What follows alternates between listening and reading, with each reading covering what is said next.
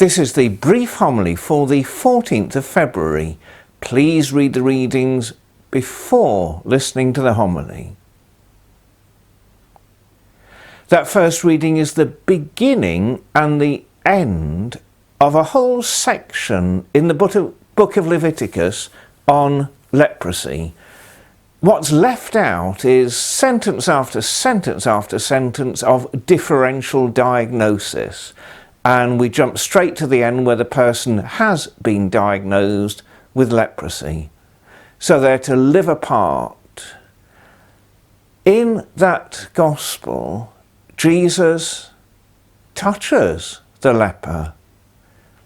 Anyone who's in lockdown or isolation, or anyone who's living on their own and not in a bubble, who hasn't shaken hands with anyone for a while or felt a hand on their shoulder, will understand how significant that was for that man. We don't know how long he'd suffered, but he hadn't felt the touch of a human hand for a long time.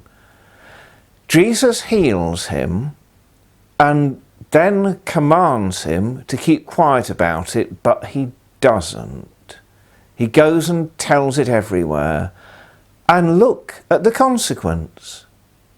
Jesus has to change places with the man.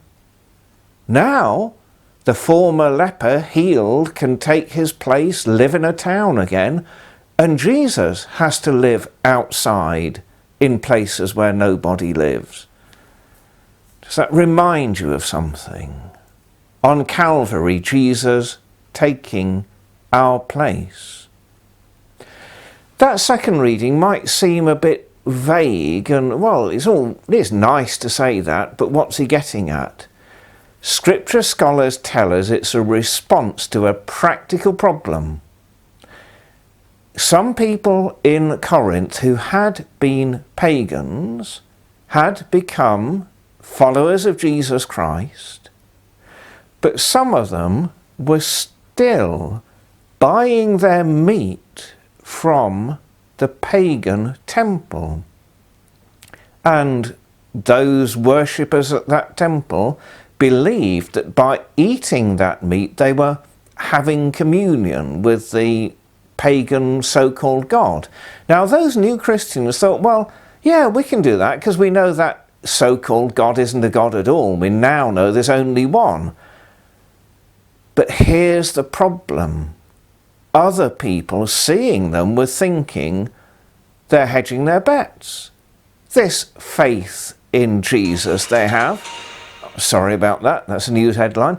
This faith in Jesus they have can't be that solid. They obviously can't trust him because they are continuing to eat the meat that gives communion with their old God. I suppose for us, an equivalent might be someone who goes to a performance by a medium, just going for entertainment value, knowing there's nothing in it.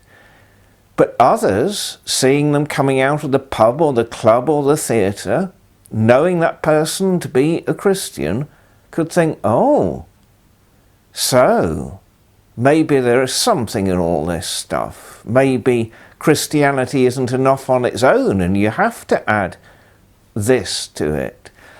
Equally, someone wearing a charm bracelet because they like the design. Someone else might think they're putting their faith in charms and spells. What Paul's getting at is don't insist on doing things that you have every right to if that's going to mislead others and put their faith in jeopardy. Some people are old enough to say the rule of fasting doesn't apply to me this coming Wednesday. And that's right. They have a right to say that if they reach that age. But if they do fast anyway, even if they're not obliged to, that can be an opportunity to witness to others and support the faith of others.